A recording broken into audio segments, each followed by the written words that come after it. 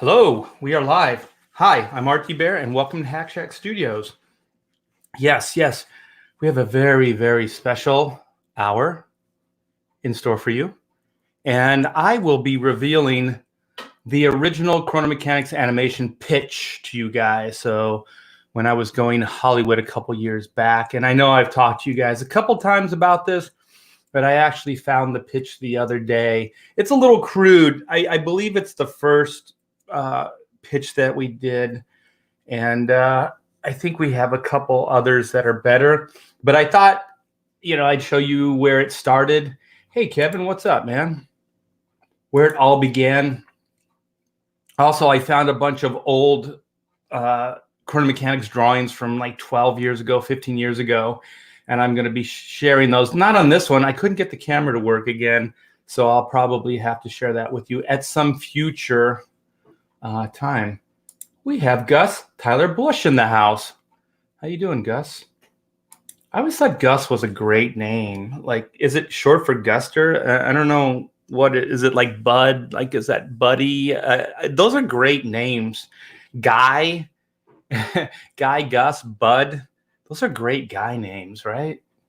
And also, like, they put you in a good mood. Hey, Gus. Like, how could somebody named Gus be a bad dude? You know? Your name's Gus. Sound cool. All right. We have Arch Geek in the house. Hey, y'all. So thank you guys, as always, for giving me signs of life out there. I still do get a little paranoid when I don't hear from you in the chat. And I just want to let you know that I really do appreciate each and every one of you. Is this Blue Sea Hill? Hey, Blue Sea Hill. What's up? Lady Celtic or Celtic Moon, depending on how you say it. My wife always says Celtic. So I don't know. Hey, we have Claudio. How are you, brother? Okay. I think we have, I forgot Justin. Hey, Justin Kelly. What's up? So I think we have enough people in here to get this party crazy. So I was it's when you put these Indiegogos together. If you haven't heard, I have a Chronomechanics Indiegogo. It's live right now, so I'm in full on campaign mode at this point. So we're about halfway through the campaign. But it's a property that I've had for a while. This is a new version of a story, but I've written other stories, and there's a movie script that exists, and there's a novel that exists, and there's also animation pitches that exist. So what I was thinking of doing is sharing one of the pitches with you guys and let you see. I haven't read this thing, so I don't know how bad it is. I hope it's good, but it'll be interesting nonetheless. So we have Cam. Now we can get this party crazy. We have Cam in the house. So so I also want to go over a little bit about or update you on the Chronomechanics Indiegogo. We tweaked it up a little bit, my wife and I. We added some stretch goals, which I'll share with you later, and the opening is a little different. We kind of rewrote it and condensed it and made it more concise, as it were. And I think it's really awesome, and I can't wait to share that with you. Okay, so let's get to the pitch. Whenever I see this, I always think of like the Three Stooges. Weren't they like the hello, hello, hello, hello? Okay, Three Stooges are my favorite. I don't care. I don't care what you think of me. Slapstick is king. Or do you have an agent or representation? Yes, I do. I'm not sure what terms I'm on with them. We exchange Christmas cards every year. But it's Dave Alpert at Circle of Confusion. And Circle of Confusion, when I signed with them years ago, they were representing the Wachowski brothers. So they actually brokered the Matrix movies. And I think they have signed a bunch of comic book people. I think Bendis is with them. The Walking Dead is with them. So they also were the guys responsible for The Walking Dead. So if you type in Circle of Confusion, you can get an idea of what they are and what they do. Excuse me. So, indeed,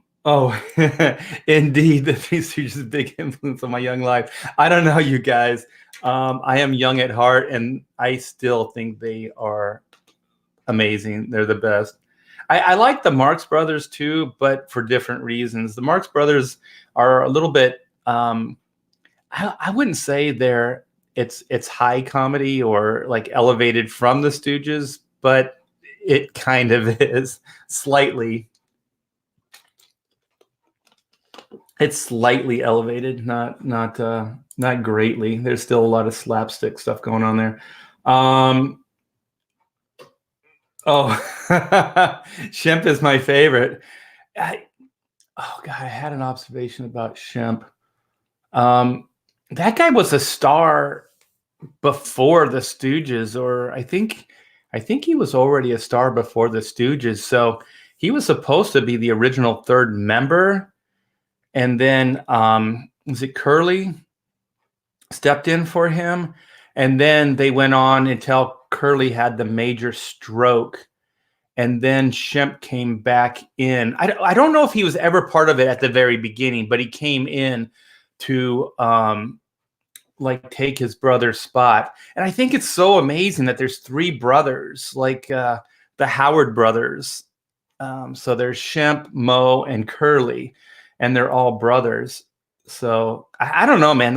Even the behind the scenes stuff fascinates me. If you guys want, type in Stooges, like barbecue or whatever. There's like, there's photographs of them barbecuing, and they're all there like some kind of family. Well, they are a family, like a family reunion type of situation. And I always just thought, like, wouldn't it be weird, like, to be the son or the daughter of Curly or Mo or even Larry, and you're at school and they're like, what do your parents do? What does your dad do for a living? It's like, my dad's Mo Howard from the Three Stooges. Like, it's just so weird, man. That would be, for me, it would be bragging rights, but I'm sure for them, they were kind of like, oh, geez. Yeah. Sorry about that. Oh yeah, Laurel and Hardy, man. Yeah, that stuff's great too. And then there's Abbott and Costello. Yeah, I don't know. This sounds like I'm really old, but there used to be like these little kiddie matinees or kiddie theaters when I was a kid, and they used to play like Laurel and Hardy shorts and the Abbott and Costello movies and things. Very, very cool. Yeah, and they would just you could get candy for cheap and soda and things like that. So you just and the old theaters, like, you used to just be able to watch for hours. Like, now they just kick you out like after the movie's over. But in the day, you could spend the whole day at a movie theater. Yeah, it's pretty cool. Yeah, and the TV stuff, the interesting thing about the Stooges and even like Looney Tunes, those were all designed for shorts before the feature, for theatrical releases. And so the Stooges pretty much went away. That's why when you see some of the stuff later, they're a lot older. And I believe it's they had an initial run in the theater, and then when TV started becoming like a household thing, they started airing the Three Stooges shorts. And so then a whole new generation thought they were cool. And so they started, making Stooge stuff again. And I don't know, man, I find this stuff fascinating. I hope those guys did really well in their lifetime, because, man, they worked their asses off. And also, some people don't know, I think they date back to vaudeville. And they had like a fourth guy, or was it a fourth guy, or maybe just a manager? And that guy owned the rights to the Stooges. And so I think there was a time where Mo, because he was also the business guy he was like the lead guy, like his character in the movies. And he went to that guy and was saying, we're kind of getting reamed here in the deal. We want more money or whatever it is. And that guy said, like, screw you. I don't need you. I made you, kind of thing. This goes on all the time, you guys, these little macho pissing contests.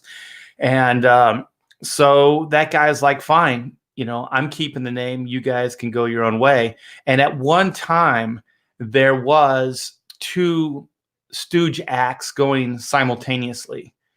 And what did the 3 Stooge? Because I don't think the Howard brothers and Larry Fine could use the Stooge name. So I forget what they were called. Maybe somebody in the chat could help me out.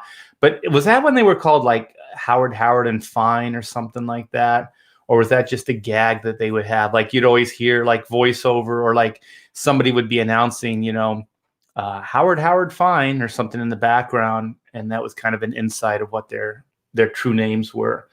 Thank you so much, Arthur Brown. Gosh, I'm going off on a tangent, but like I always say, tangents are the best part of life as far as I'm concerned. Yeah, so that was the link to Chronomechanics. I didn't keep it up very long. I always go into hyper mode. There's so much to talk about when I get on these live streams, and you guys are like really cool diversions for me. So I really appreciate all the input. So yeah, thank you, Arthur Brown, my bear brother. There's a bunch of bear brothers in Comicsgate, and I love it. Mo Money. What was that? Mo Money. Yeah, Mo Money and Mo Problems. Yep. And oh yeah. That's what it was. Dr. Howard, Dr. Fine, Dr. Howard. Yeah. You guys are awesome. And then Kevin, oh my gosh, the Jerry Lewis movies, sweet. We need some clowns like this again. I don't know if today's society would accept it, but I think the last clown was, oh my gosh, what is his name? The Ace Ventura guy. Yeah, so he was kind of, I think, the last kind of slapstick clown that we've had. Oh, we got Pixel in here. Hey, Pixel, what's up? What's up, brother? I think I just tweeted out for Insider, for your site, earlier today. Yeah, Robin Williams, but Robin Williams wasn't physical slapstick, was he? He wasn't. He was more just weird. I guess he was physical and just gyrations and movements. Yeah. Jim Carey, thank you, Gus Tyler Bush. Yeah, I wanted to say James. I always want to call him James Carey. Is he like all like trying to be legit now with James Carey? James Carey. All right, so here we go, you guys. Buckle up, Buttercup, because I'm going to share my Hollywood pitch. So here we go. See if I can push this button, push this button, push this button, push this button, and then go over here. And hopefully you can see page 1 of the Chronomechanics pitch. So I'll zoom it in so we can read it. So I just told this story the other day on the Aaron Lopresti interview when he was on the show. Aaron's awesome. And for some reason, I've known him forever. So when I talk to him, I don't feel like we're live streaming. I just feel like I'm talking to my friend on the phone or something. And so I talked briefly about being fired from Marvel. And so I'll attach that to the end of this video so you guys can check it out. And if you have, then you know what I'm talking about. But just in a nutshell, I was humiliated by Marvel, asked to leave and never to return. Since then, they have asked me to come back, and I have refused them. But that is a tale for another time. But that's a lead into this. So I actually took 2 years off.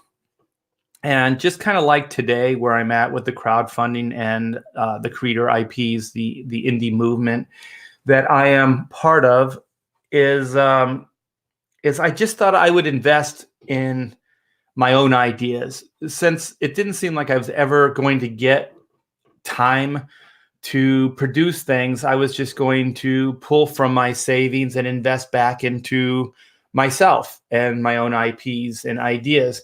So what I did is I had this idea about kind of celebrating just the average Joe that works, 8, 10 hours a day and makes our lives better. The guys that repair the roads, the guy that makes sure you have electricity, the guy that makes sure the phone lines are up, the guys that work the power plants, not to mention all the guys that are building, automobiles and all this tech and bridges and buildings and things that make our lives better and more convenient. I just thought, because my dad was one of those guys. And, I used to see him come back from work and he'd be all kind of, his knuckles and his hands would be beat up and, he'd be exhausted. And I just thought, like, there's got to be some kind of story. So I just like the idea of like the super fantastic meets the mundane, right? So it's just these guys that's their pain in the ass job, right? They go to work every day. They get no accolades. They get no like fanfare. They get nothing. But yet they're so damn important to our lives. This is my favorite pet peeve. I love watching behind the scenes stuff on like movie making, right? So how they have those little behind the scenes things that come with your Blu-ray or whatever. And then they're always the producers, right? They're always like, we did this, we did that, we came up with this. Like they're always the guys that get to tell the story, right? History is written by those guys. It's not written by the guy that actually created. Like how often have you ever seen like Men in Black, the actual creator of Men in Black, come in and talk? Excuse me. You very rarely see that, if at all. And so I always think it's very blowhard that those guys, sometimes they're so phony baloney. Like you can tell they don't even really understand the IP. They're just kind of bullshitting their way through stuff, and they're kind of taking credit for people's achievements. And so, I thought like, well, what if we told those people that are achieving, what if we told their stories and we got to see their behind the scenes stuff instead of, some blowhard telling their story? We actually get to see their story. So yeah, so this is the first page of the pitch. And I believe this was the pitch that I got. I had the comic book at San Diego, the big San Diego Comic-Con International. And I had a booth and I was with a production company at the time. And so we had a pretty good sized booth. It wasn't in Artist Alley though. It was in the Image area. So I already had my Image deal set up. So we had cool prototype toys for Chronomechanics because we had a toy company that was in the group. We had a sculptor, Hollywood like special effects guy, and then myself. So I was the cartoon or comic IP guy. So we had a pretty good sized booth. It was a good dog and pony, and I had a little ash can preview for Chronomechanics. And so a Warner Brothers Kids WB, I should say, person came by, and they saw it and they thought it was pretty interesting. So I gave them an ash can, and then later, a person came up and said, "I like this," and they got all my contact info. And we set up a business meeting, a pitch meeting. So I didn't really know what any of this stuff was. I was just creating IPs, not for Hollywood mostly, but just for comic books and things.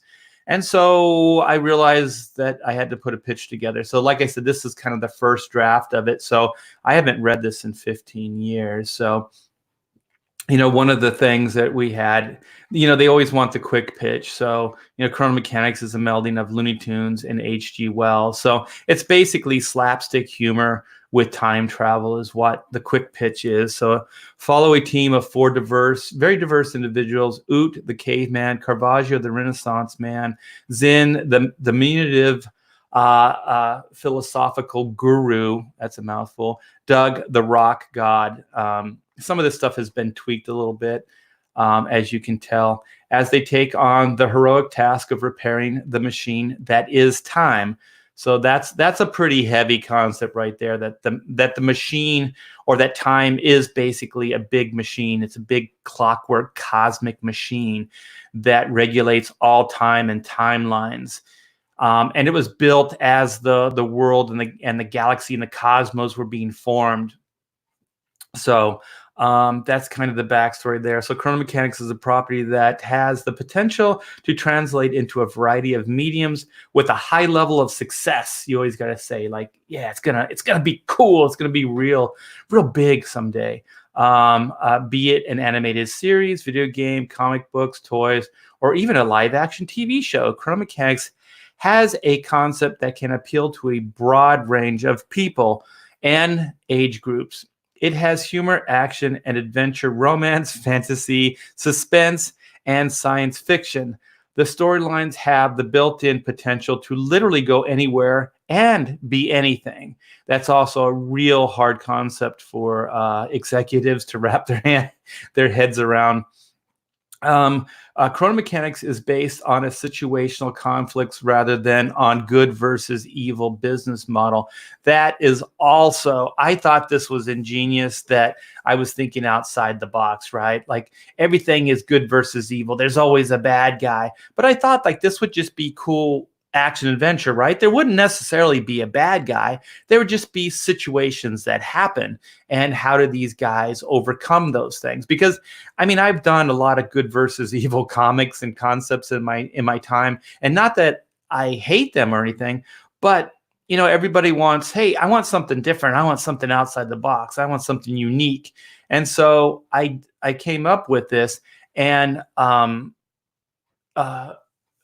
oh God, I'm trying to think. It was Megan Casey at Kids WB. I think she's at Nickelodeon now. But she was like, I like that. Like she was the only one that was like, I like the good versus, you know, like it's not a good versus evil model. But it took a while for me to explain it to her. And then, you know, when you take the meetings, you know, you say that and people kind of scratch their heads. Well, where's the conflict come from? Where does the, you know, this, that, and the other thing? The conflict comes from just the situations that they get in. Like time is folding and merging on itself. Things are bopping in and out of existence. They could be talking to somebody 1 minute and then they just pop out of existence and somebody else pops in their place.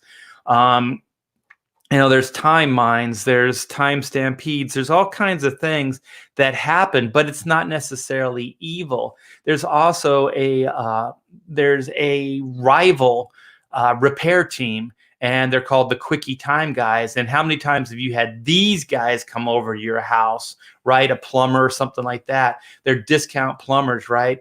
And they come in, they seemingly take care of the problem, but then they end up making more of a problem than they fixed later down the line. So that's kind of what the Quickie Time Guys are. So it kind of gets into that here as well. But they're just guys they're just rivals. They're not necessarily, you know, like villains, although sometimes it might seem that way.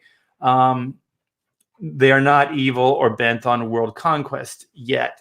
So yeah, you know, that's kind of the opening page there.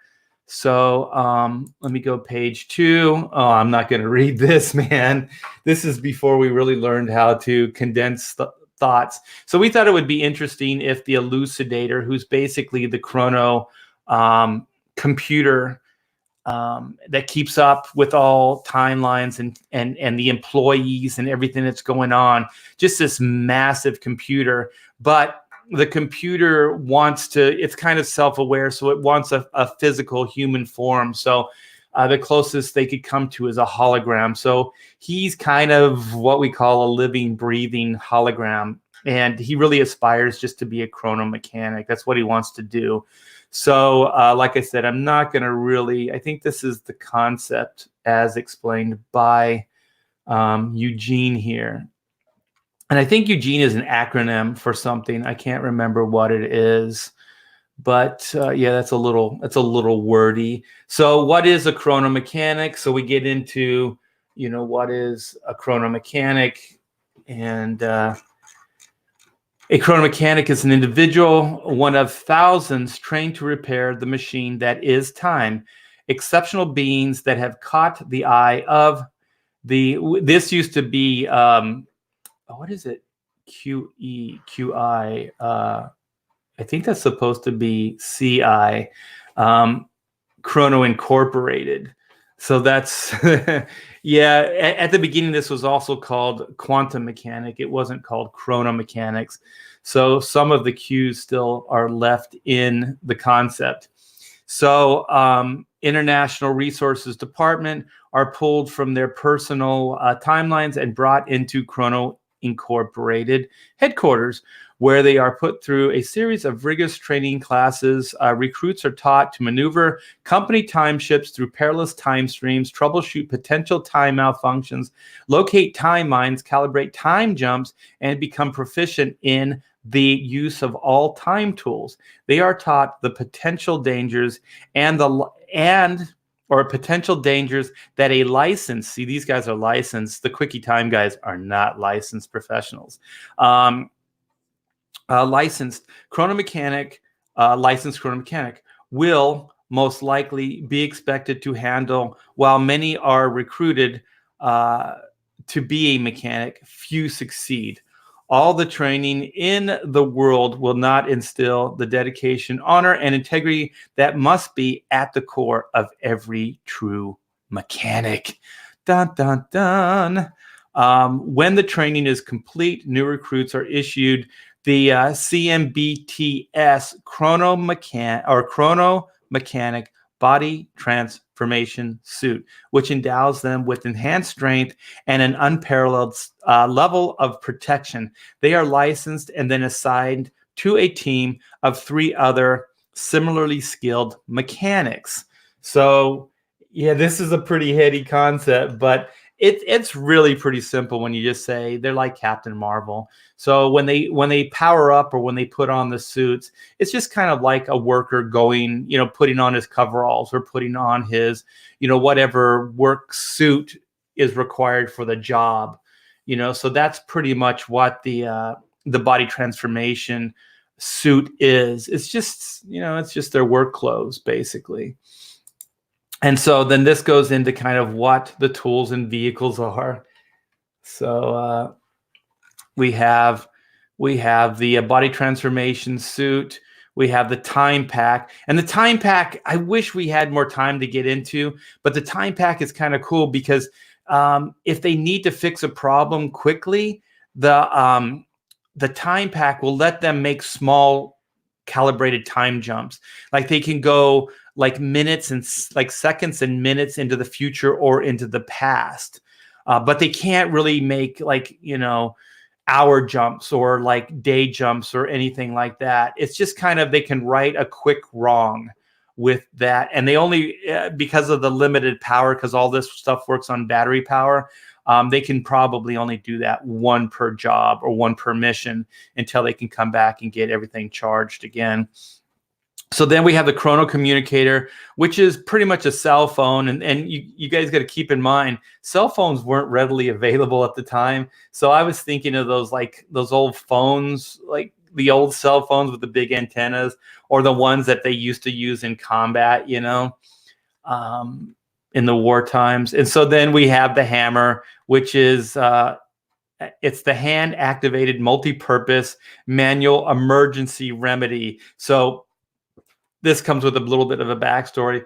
My dad, he used to do a lot of, fix it, and he was a weekend warrior around the house. So whenever he would get frustrated or whenever you knew that he was at his limits, he would say, "Get me the hammer." So that's why we say emergency remedy. So his emergency remedy was just to hit it with a hammer. And you know what? 9 times out of 10, it was the right solution.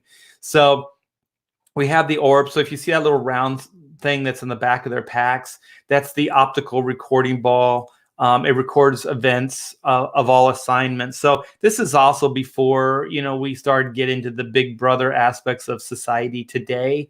So work sites almost all have, they're all recorded. They have cameras everywhere. So that's what this kind of was how, Chrono Incorporated could keep track of all the different mechanics and what they were doing. And so then we have Red's rotator. I just thought it was I was thinking like somehow like this guy named Red something is the one that invented the screwdriver. And so, it's named after the creator. Red's rotator excels at repairing things of an electrical nature. So these are just various tools. And of course, these are all like Chronomechanics sized and everything. So they're bigger than normal tools. So we got the time torquer, which is basically a wrench. And then we have the rocket boot. So each one kind of has a little bit of a Iron Man kind of a propulsion boot. But also it's kind of, they're all limited because they're all working on battery power. So it's not like these guys can hover around and fly all the time. It's mostly if they kind of fall off a scaffolding or something like that, they won't die. They could kind of like, use the boots, what do I say, to hover, fly, or stay rooted to gravity as needed. So some of the stuff that they do as well as out in space. So these boots will be able to lock them, like magnetize them or stick them to like scaffolding or different ships or whatever it is that they're working on out in the cosmos. Because sometimes the big machine is out in cosmic space. Sometimes it's embedded deep into the Earth's core. It's built in all kinds of different places. So this is a fun concept. My gosh, look at all this stuff. So then this is the force dome projection collar. So it basically generates from the collar that they wear. And it basically guards them. And also if they go out into cosmic space, it'll bring them oxygen so that they can breathe out into space. So you guys, this is I put a little thought into this. There's some love here. So then the time ships are basically like a work craft, like a truck, like a work truck that they take, and they basically commute through the time stream in the time ship. So the time stream is just kind of like a commuter highway. And so these are all we have like time ship is temporal interstream mechanic escort. That's time. And then we have truck, which is the temporal repair utility cargo kit. So the truck it comes like in the back of the time ship, you see that 7. That's kind of a cartridge that fits in the back of these time ships. And it's outfitted with various things, various tools and transportation that they'll need for the specific work jobs. And so one of the things that's usually in there is one of the time trucks. So that's what this is on the right-hand side there. So let's go. Wait, why did that happen? Okay. So now we have Doug, who is basically the 70s rock star guy, and he's an unwilling recruit to the team. And so then we have Oot, and we used to call him the prehistoric Donald Trump, even though it's not in this pitch, but I think when we updated it, because that TV show You're Fired, was popular. And I just look back now, and if I was pitching this in Hollywood and I said the prehistoric Donald Trump, I would so be ostracized in Hollywood. I think it's hilarious. People are so reactionary when it comes to the president right now. I think it's funny and stupid. He's just a guy, just like any other president that we've had. No better, no worse. And so the reason he's the Donald Trump is because he makes his money as a businessman, and he's into real estate. So his big claim to fame is the cave condo, and he says that he invented fire, and so he outfits each one of his condos with a fire pit. So the amenities, you could imagine. I mean, he's cleaning up there in his timeline. So then we have Zinn, he's not prehistoric. He's a galaxy, like he's a guru. He's a philosophy guru. He's a kid. We call him kind of a kid deity. So he's a child that basically has like this mantra, or he has this faith that's based on the Trinity gem, which is the thing that's floating over his head. And so it's the me, myself, and I mantra. And so the Trinity gem he feels gives him power and insight. So he basically teaches to the galaxy and anybody who will listen the power of the me, myself, and I, which is just kind of a self-help or self-unifying, or how you can kind of dig down and believe in yourself kind of idea. So he's a little hippie. He's a little intergalactic hippie. And he's worshipped as a deity, but only by lower life forms, because anybody with a brain in their head is going to see that he's kind of full of poo-poo or caca. And so Caravaggio is the Renaissance painter, inventor, and he is kind of based loosely on the real Caravaggio. And so this guy, let me zoom in some of these images. This guy, he's kind of, he just like the real Caravaggio didn't really get his due in his timeline. He didn't get his accolades the way he feels he should have, and he's a little paranoid. He thinks that Leonardo da Vinci pretty much ripped him off. And what you'll find out in future stories is that, yeah, Leonardo da Vinci did rip him off. And he has these little spies, Leonardo does, and they're called the ninjas, or the ninjas, as we call them. And they would break into Caravaggio's workshop and studio and steal ideas and then give them to Leonardo. And so he is a little paranoid, but it's kind of founded. And so he's a little narcissistic. So he likes to look at himself quite a bit. So that's what he's doing right here. He's looking in the mirror. So he was a recruit as well for Chrono. And so then we get into the world and some of the supporting characters. So we get into the foreman, who's not just a holographic drone, but that's how he kind of spies on his employees. So he can use this portable drone and go into different timelines and be like not so much hands-on, but he can witness these things directly through the drones and through the site that's built in. So I thought it would be fun if I actually have a little holographic projection of his head coming off of the drone. So that's what that is. And then I explained a little bit about Eugene, the Chrono Elucidator. So basically, he's the computer system for Chrono Incorporated. He keeps track of all time and timelines and employees. So these are chronomites. Chronomites are basically like gremlins. They're they're technivores basically, and they eat technology and they hang out in the time stream. So they're like these little parasites, like piranha-like creatures. And if anything comes into the time stream, they'll eat it up. So if you're unfortunate enough to enter into what we call them is kind of like a turf, like a chronomite turf, kind of like old, like gang, like 50s gang, members, like the Sharks and the whatever they were. They're kind of like that. So they fight with bats and chains and switchblades and stuff. Like I told you guys, this is just really over the top fun stuff. And so they're pretty much bad news. You don't want to come across these things because they'll just destroy your time ship or anything else you bring. And so since there's not a lot to eat and to feed on in the time stream, they battle. They have these turf wars and they battle for the turf so that they can, anything that goes into the turf, they can eat.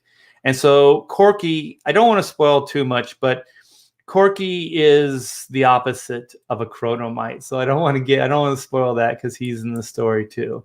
So then this is Joe Q. He's the boss of the Quickie Time guys. So that's why it's Quickie Time. And so these are time giants. So these are kind of outcasts that live in the fringes of time and space. So he recruits these really stupid guys to do the work for them. And it's no coincidence that his name's Joe Q, and he kind of looks like Joe Quesada of the time, because like I started, you guys, I was asked to leave Marvel, and it was probably the worst thing, well, one of the worst things that's ever happened to me, and it was on Joe's watch, and I always thought of Joe as a friend, but David Bogart fired me. and said I would never work there again. And if anybody's aspiring to work at Marvel, watch out for CB. CB is evil, and so is David Bogart. Joe, I think, walks the fine line. Joe, when you get him on the side, he'll kind of admit what's going on. He'll be honest, but he'll still take his corporate overlord's point of view in anything, and that's what he did. So I just thought I would make him.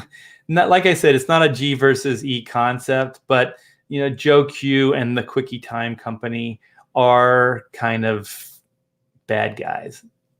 They're not on the up and up, and they do really crappy work. So I think it's funny how the SJW thing filtered in. So this is almost like a projection of where Marvel was going with Quickie Time. So there's definitely a correlation here with the Quickie Time guys and Marvel. So that's just a little insight on the concept here. And I tried to use my anger and my disappointment in a constructive way, if you will. And so that's where those guys came from, the Quickie Time guys.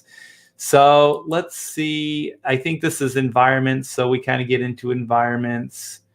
And then these are episode ideas. So one of the things when you pitch cartoon shows is they want to see where the show can go.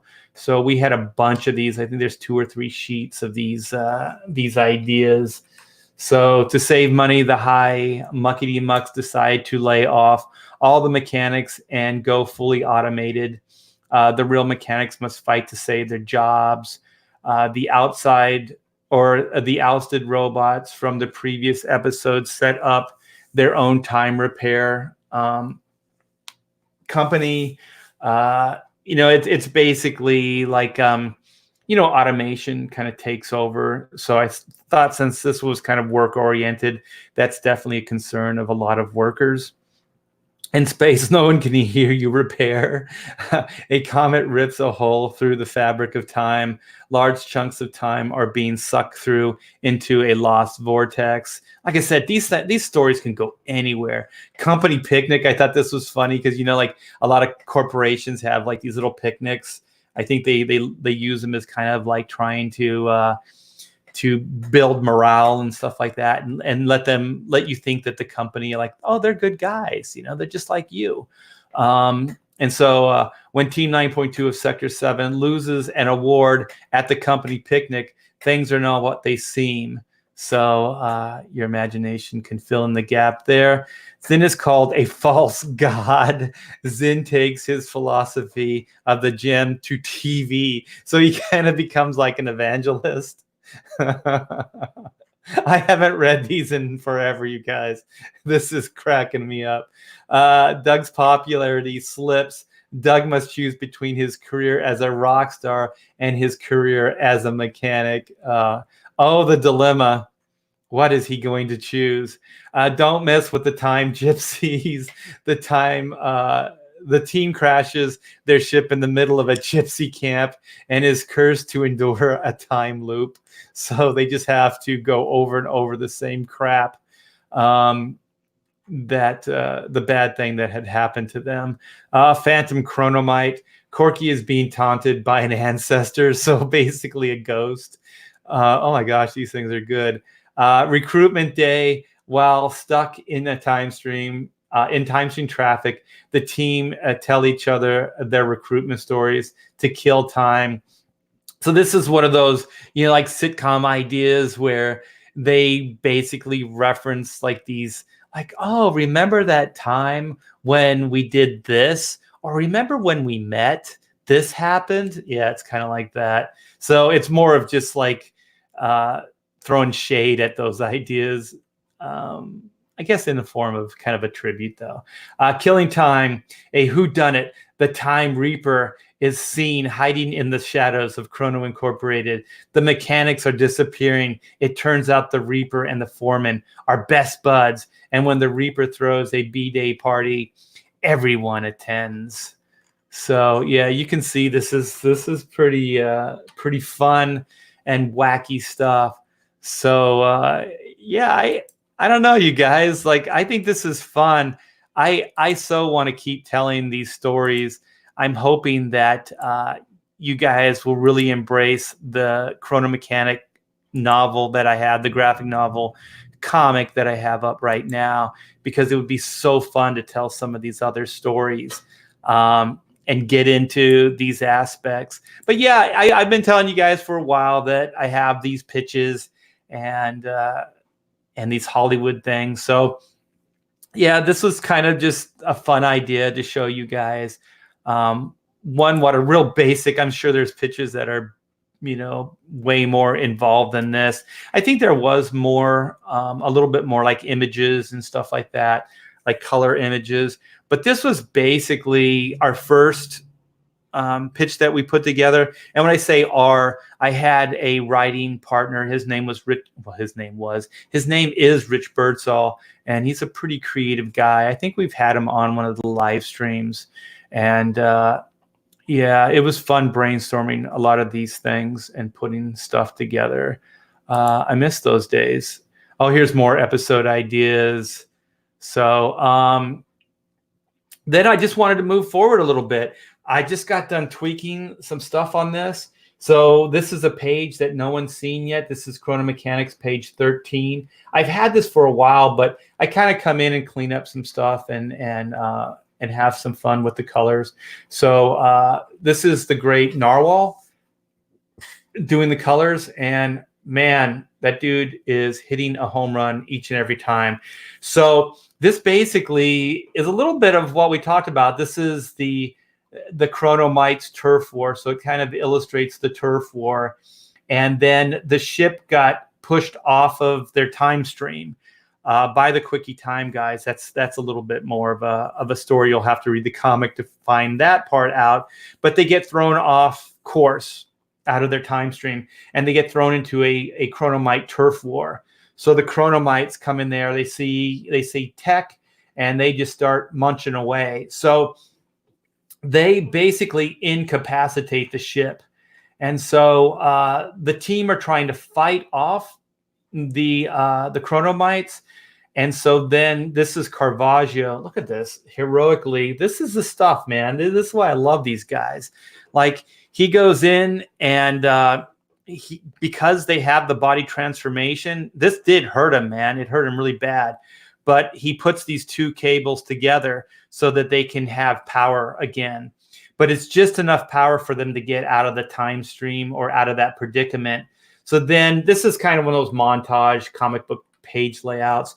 So then we cut to, and the reason Caravaggio is here, his big face, and Zin's here is because it starts with Zin talking about the story, and then it goes into Caravaggio talking about the story. And so when it goes into Caravaggio saving the day, that's when he takes over the story. And so then he talks about the ship crash landing. So they do make it to their destination, their time that they're supposed to be at, but they're still miles and miles away from the actual work site. So then this is a fun scene where they start placing blame on each other. Like, no, it was your fault. And Zin's like, it was my fault. No, it was Oot's fault. So he's pointing a tentacle at him. And then Oot says, no, it was Caravaggio's fault. So they're all just kind of, they're all basically pointing the blame at each other, because I'm just going to say it. I think I've kind of spoil alert. If you guys don't want to hear it, plug your ears for a minute. But they lose a member, a Chronomechanic member in the crash, or in the whole thing. So that's why Doug gets recruited, because they lose Miguel, sweet Miguel, from this whole crash. So he doesn't make it through. So this is a little somber. So when you see Caravaggio here in the last panel, he's kind of like, oh, sweet Miguel, poor Miguel. And so, yeah, so that's that, you guys. So I thought I would just show you, part of what these live streams are is I get to show you some behind the scenes and have fun with these things. So let's catch up a little bit. You know what? Before that, though, I am going to put a chrono link in the chat so you guys can see what all the hubbub is about. And the hubbub is awesome. So thanks for all the support you guys have done. This is the chrono link for this little book that can and will.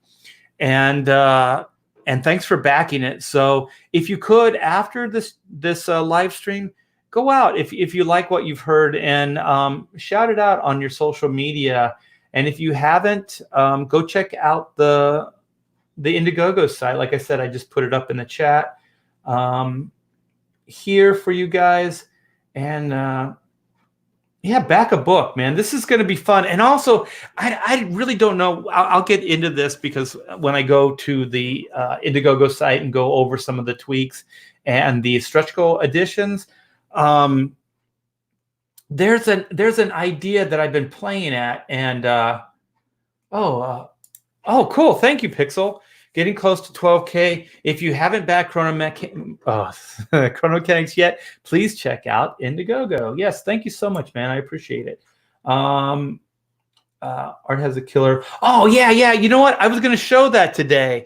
You know what? This Chronomechanics animated thing, it got pretty far. I mean, for what it was and things. And so that'll be another tale, because I want to basically show you what the maquette looks like. It's like 2 feet tall.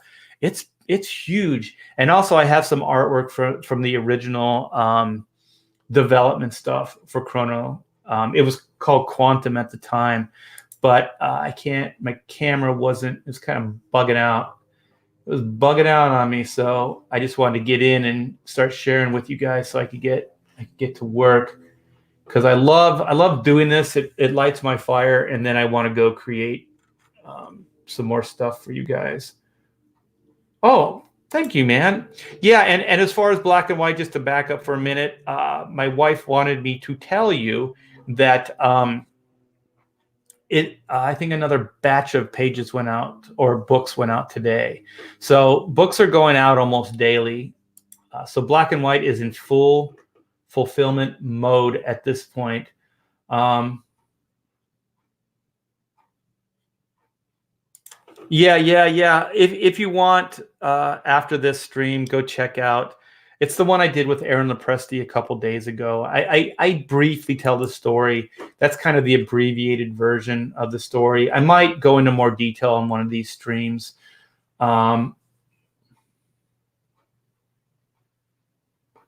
Oh, yeah. I don't know, man. Like this stuff, they always sign these non-disclosures and stuff. So you really never, ever find out what these guys make. But I remember way back in the day, it was more of a con acquaintance with the great Dave Stevens, the creative Rocketeer. And he was telling me, he made it sound like it was a good deal, but Ethan talks about this a lot, and I think so does Zach, your boy, of how humble this industry is. And so when I was talking to him, he said that Disney pretty much bought out the Rocketeer, and and Dave was bragging like he was able to buy a house with that money. I'm sure it was a really good house, upscale house, but still.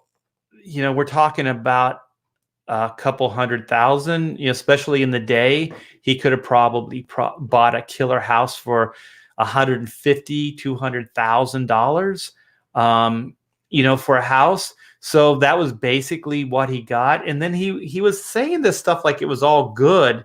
And I guess in the day, or to him it was, but he said I was able to hold on to publishing rights or print rights, meaning he could still make the comic book. So I think he thought about the Hollywood money as just icing on the cake and wasn't getting too hung up on it, and was just kind of thankful that he got the money at all. But when you think about, even though it wasn't a huge success for Disney, I think it's become quite a cult sensation. And I love the movie. I think the movie's great. It has a lot of heart, and I like the period piece, and I like when they bring in what his name? Hughes Aircraft. That has a character. And what is it? Alan Alda. What is his name? Oh my gosh, the guy that plays the mechanic guy. He's one of my favorite actors. Like, he's so awesome as the Shrink in Grosse Pointe Blank. It's not Alan Alda. That's the guy from MASH, isn't it? I can't remember his name, but this is funny. So Bugs Bunny, a rabbit hole is a wormhole. Yeah, that's a funny insight. Yeah, so the thing is, a lot of those guys in the day, they didn't really make that much money, and so it would be interesting to see like how much money somebody like that guy, like, I don't even know his name, that created Men in Black. I hope that those Ninja Turtles guys, negotiated a pretty good contract, because that would be a shame. And I remember talking to, oh gosh, what is his name? When I was really rubbing shoulders with animation guys, it was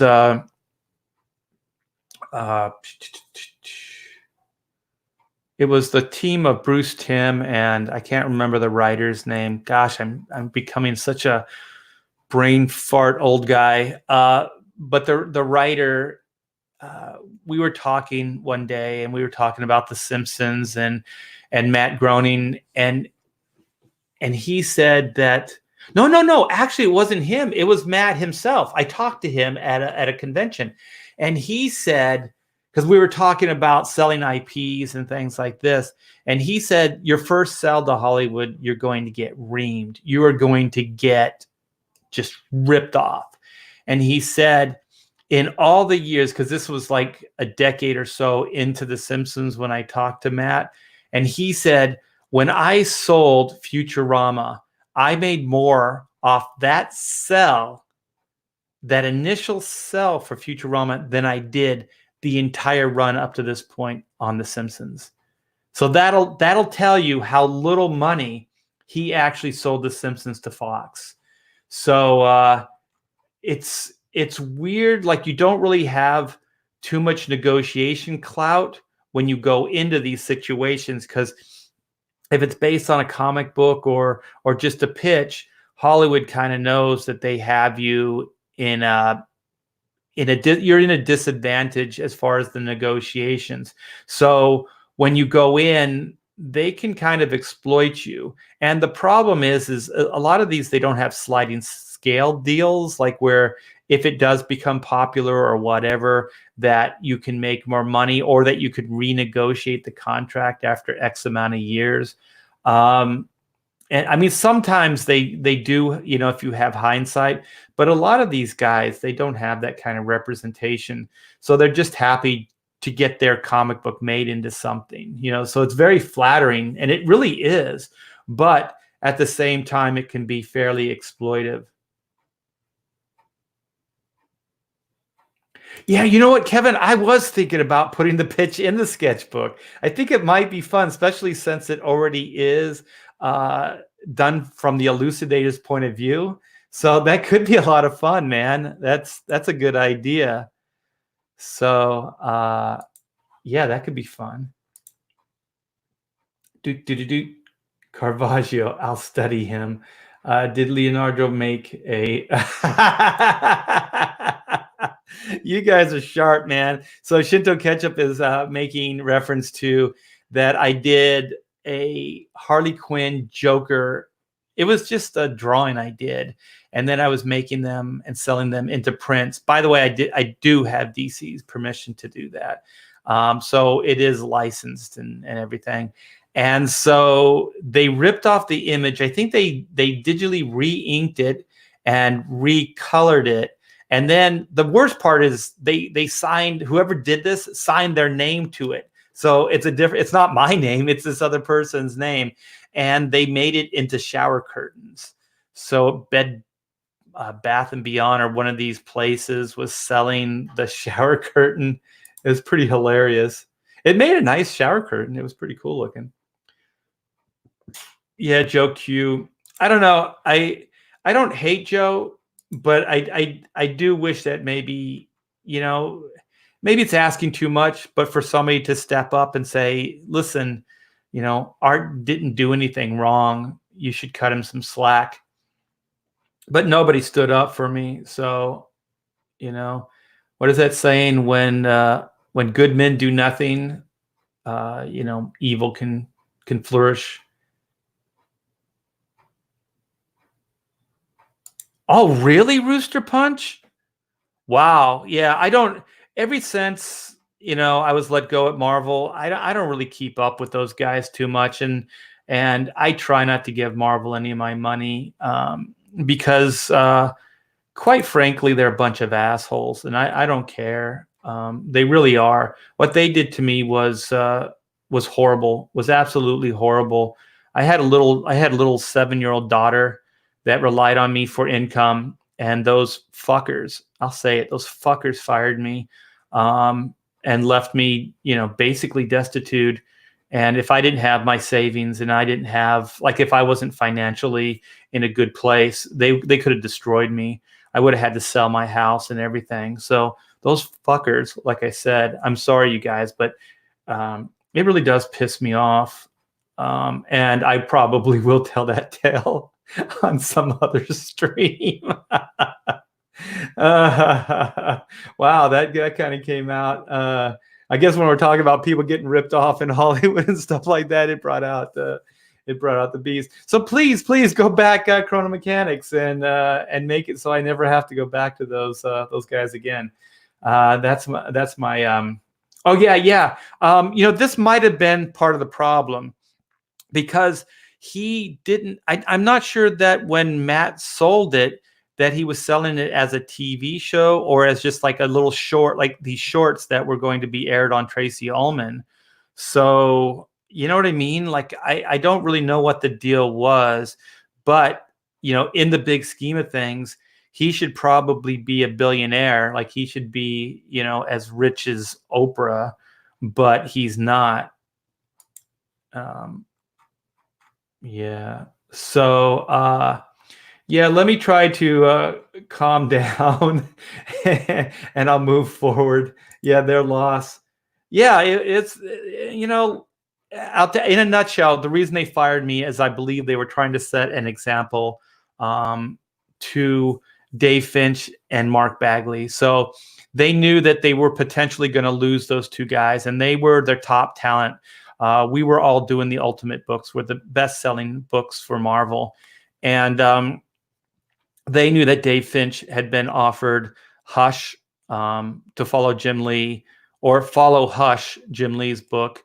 And Dave and I were going to do Batman. And I'm the one, and I told them this while I was getting fired, I'm the one that kept Dave off the ledge. Like, that guy, I'm gonna say this, but there's a lot of stuff that went on that they actually should have kissed my ass for. And I told them all these things in my defense. But Dave, in a nutshell, Dave wanted to go to DC. And I told him no. I said, we should stay here. I said, following Jim Lee on a Batman project is not a good idea. This Ultimate X-Men book is selling way better, and it's consistently at the top. It's not a quick cash grab. This book on its own merits is, dominating like the top 5. All the Ultimate books were dominating the top 5. So this is the best place to be. And it was consistent because we were probably into our second or third year, because I started both those books. I was the original inker on Ultimate Spider-Man and Ultimate X-Men. And so I was there from the very get-go. And it was interesting that Dave did stay there at Marvel, and he stayed there for a year or so after. But what they wanted to do is they wanted to show Mark and Dave that they could be fired, and that they could actually hurt them the way they hurt me. So they used me as an example. So they fired me to set an example to Dave and Mark Bagley. And apparently it worked, because those guys stayed on for, another year or so. It took Mark even longer to go over to DC. And it was funny, when Mark went over to DC, I worked with him on on the Trinity Weekly series. And all I heard from him was that he was, oh gosh, you guys, I'll tell the story some other time. I got to move this thing forward and try to stay focused, even though these tangents are a lot of fun. But you guys will get this story somewhere down the line. And if you want to get a little bit more detail, go check out the Aaron Lopresti live stream from a couple days ago. It gets into a little bit more of the backstory. So, like I said, go back Chronomechanics. So, without further ado, I'm gonna go run down and show you what I got cooking here. So, this is my life's work right now. This is the near and dear indie book of my heart. So this is Chronomechanics. They do more before the dawn of time than most people do all day. So we have 155 backers. Thanks to everyone, each and every one of you guys that have backed and that have helped this campaign. And don't let that 145% funded like flexible goal like make you think like this is a done deal, because that's basically going to pay for Indiegogo's money, shipping, and printing. That 11,665. So that doesn't pay any of the talent. We haven't got to that point yet. Once we get in like the 25K area, then I can start making some money. But up to that point, I'm still going to be paying talent and for all the stretch goals and things like that. So it does take about 25 to 30K to make these things work. So having said that, here's some of the updates. So here's some of the fun stuff that we added. So these are quotes, man. Believe it or not, these are actual quotes from actual people throughout time. So Joan came by Chrono Incorporated. She looked over the book, and she gave me a quote. So she said, "This book lights my fire." And so, you know, she's a teenager and a heretic. So that's how we described her in this. So this book is pure gold. No, I touched the damn thing. How does it end? So Midas stopped by and he gave us a quote. So always read the little write up in the back, because I think that's, for me, that's the funniest aspect of these quotes is a little sayings in the parentheses. So very rich king and hands-on kind of guy. And I'll tell you guys, this is not easy. Well, I'm going to blow it, but those aren't easy to come up with, just how to sum up these guys in a funny way and just like, you know, in a quick and concise way. Although I didn't do any of these things. These are pretty much, well, I did do the little captions at the end, the parentheses. They gave me the quote. There you go. This book is a shocking discovery. So Ben stopped by, Ben Franklin, and he's an inventor and avid kite flyer. He sure damn is. So I thought Einstein was very cool because he personalized this quote, which was Thibert makes time travel relatively fun. So Einstein is a smarty pants scientist. So I thought that was a lot of fun. Those guys stopping by and, you know, giving me a little write up here. So I'm going to ask you guys in the chat after I read this campaign overview what you think of this. So please chime in, because I'm really, really fighting with myself to add this aspect, which I'll get to after I read this. So Pamela, my co-writer, and myself, we brainstormed and we tried to make the overview a little bit more concise. So Chronomechanics is a self-contained 48-page comic. This action-adventure time travel story follows a team of highly diverse and ego-driven time repairmen as they race the clock to keep the Earth's erratic merging timelines from imploding, basically kind of overlapping and just, just collapsing. And so to compound their problem is a self-centered workophobic. God, my wife came up with workophobic. I thought that was freaking genius. Workophobic new recruit who may be the one thing they can't fix before the whole Earth falls apart. So the new recruit, they may not be able to fix this guy.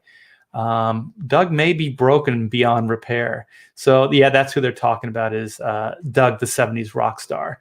So we hope you will join the side-splitting adventures of Team 9.2 of Sector 7, the best team of knuckle-busting working-class Joes to ever punch a time card. So climb on board a Chrono Inc. time ship with Oot, entrepreneurial caveman, Caravaggio, Renaissance artist inventor, Zinn, alien child deity, and Doug, 70s rock legend, as they and our full cast of insanely funny characters save time.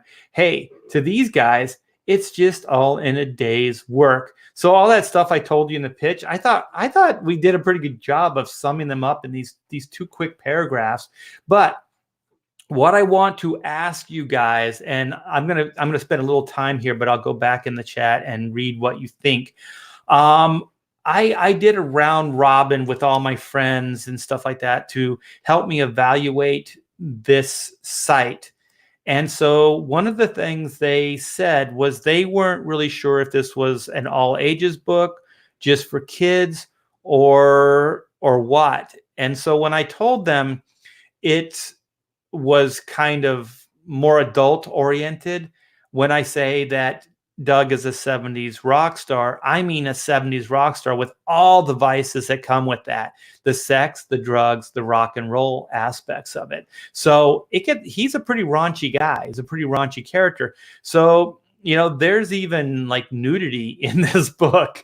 It goes pretty crazy. So there's that. There's some adult themes. So the reason I used to use in the original Indiegogo pitch, Looney Tunes meets H.G. Wells, is I thought that Looney Tunes was a good way to paint the picture that, like Looney Tunes, if you're an adult, you can get like some of the innuendo is sexual. Some of it's like it flies over kids' head, but the kids can still enjoy the slapstick qualities of it. But the adults kind of understand some of the more nuanced innuendoed things that happen. So I thought Chronomechanics was a similar idea where kids could read it and they could see the slapstick fun in it, but adults could also read it and not only enjoy, like we were talking about Three Stooges earlier and things like that, not only enjoy the slapstick ideas, but also there's some more mature ideas that are at play.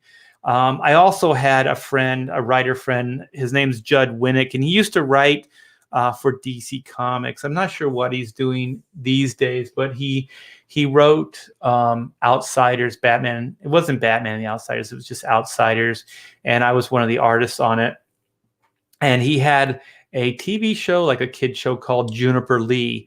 And so he was the one that read my overview and stuff. And he said, this is a little like Hitchhiker's Guide, like the sensibilities kind of, he said British, and I didn't really think of it at the time, but it also kind of has some of that kind of British deadpan humor, like just kind of matter-of-fact stuff that it's not necessarily cued in that it's supposed to be funny. And the Three Stooges stuff, just like Three Stooges, it's not really, it's meant to be funny by the creator, but the actors, the characters themselves, they take it seriously. Like the slapstick ideas are actually coming out of drama. They're actually coming out of situational stuff.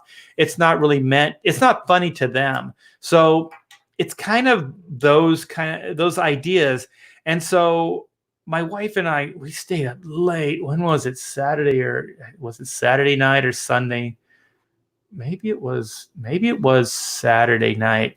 We stayed up. Yeah, it was Saturday. We stayed up late and we were just trying to figure out, how would we write this? Chronomechanics is a self-contained adult 48-page comic, a mature reader's comic. But at the same time, I don't want kids not to have fun reading this book as well. So, I started looking up like Simpsons pitches and Futurama and even like Rick and Morty, and they never really cue you in and say this is an adult cartoon.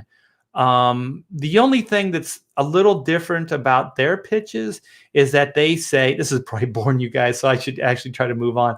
But they use stuff like an alcoholic, abusive grandfather, or like that would be is it Rick of Rick and Morty, who's basically Doc Brown from Back to the Future. And so then there's what was the Simpsons gets a little, but they only get edgy. They don't even get edgy with Bart. They only get edgy with Homer, and they say like he's a beer chugging, what do they call it? Like just kind of like not a deadbeat dad, but that he's just kind of aloof to the goings on with his family. Basically trying to say that he's just he's there, but he's not really an active part in the upbringing of his family. So so that was kind of a dilemma. So let me know what you think there. And so then what we did, here's the good part. You guys ready? Drum roll, drum roll, drum roll, please. We added new story pages. So what I was hoping with the new story pages is, if you can read this, it takes a little bit of a magnifying glass to read the dialogue. But when you read these pages, you'll see the context. There's some kind of raunchy stuff in the writing here. So I'm gonna let you guys read it, but maybe you can get the tone. And what I'm talking with Jeff Eckelberry, my letterer, and we're going to try to put some pages together for you guys. So I think if we can put some lettering with the images, some words with the images, you guys will you can see the tone. You know what I mean? So without me explaining the tone, you can see the tone. So I think that's what those pitches that I was explaining, like, they don't overly say who their demographics are in the pitch. It just the situations sound like they're more adult. So it almost becomes like self-explanatory, when you say an alcoholic or an abusive person, it's already sounds more adult. At least I think so. So then, these are the setup for Doug. So these are before he gets pulled out of his timeline. So this gives you an insight of how amazing Doug is, and how people really adore him, and how these chicks in these panels, these last three panels, just loves him. They'll, it'll probably get pretty raunchy after the show there. They'll probably go back and hook up. So like I said, there's some edgier stuff here. So, but I don't think kids will get it. I think adults will because they just see Doug with a girl. They don't really know that what's going to happen later. That type of stuff. So here we have Chrono Incorporated, which has been up from the beginning. Doug basically being pulled from his timeline and meeting the Chronomechanics for the first time. There's Miguel that I was talking about. He didn't make it to the work site. He got himself perished. So that's Caravaggio introducing himself to Doug. This is Oot in a brutal way introducing himself to Doug. And then this is Zinn basically saving Doug's life and introducing himself. So I thought that those would be pivotal pages, just to let you know kind of the duality of the characters and what's going on, which is a new recruit coming into the Chronomechanics team. So this is the team trying to explain to Doug what has happened. And then the last panel is Doug pretty much saying, work, I don't do work. Manual labor is not in my vocabulary. So then we have a page that isn't in sequence, but this just shows you the oblivious nature of Doug. So he's kind of got the marijuana munchies, as they used to say in my day. So he's kind of like, hey guys, can you front me some green so I can eat at this cafe? And so those guys are like, the mechanics are like, what? This is the prehistoric, timeline that we came into.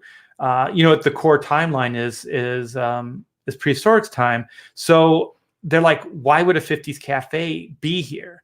So what you find out is when these guys weren't looking, basically Ut, Zinn, and Caravaggio weren't looking, this 50s cafe manifested itself. And so one of the key things that we get into is Doug is the guy that's able to see what they can't see.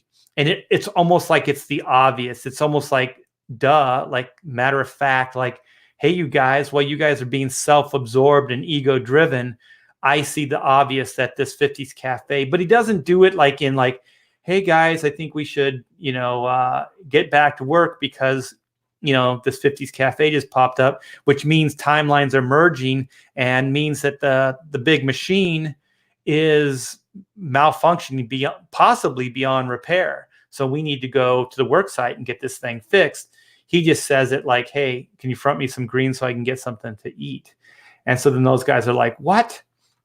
So still the oblivious nature with Doug, those guys are like, this is pretty bad. The machine is actually in worse shape than we thought. So they're serious about like what this entails and what Doug has just discovered, while Doug is just like, hey baby, can you get me a double cheeseburger, and a shake? And by the way, how about your phone number? So he's flirting with the 50s, car hop.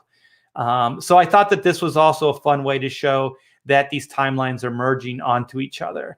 So this is an example of kind of like how they react and how they interact with the timeline as they start, going kaflooey.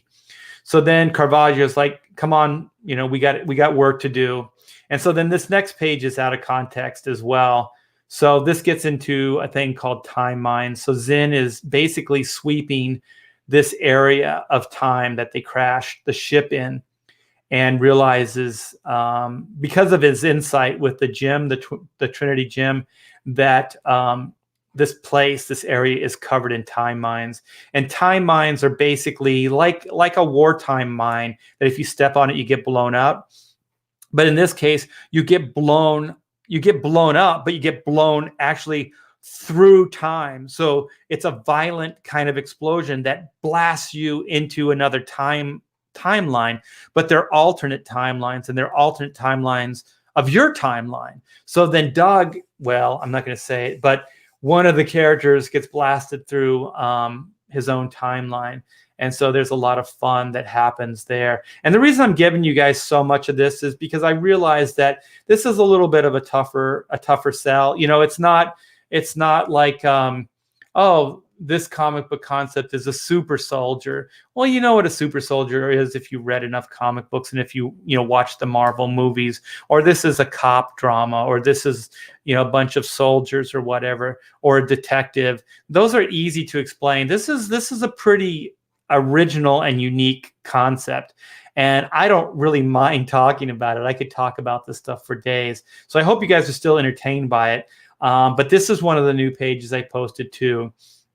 And I'll stop getting very literal with what's on the page, but I find it fun to talk about.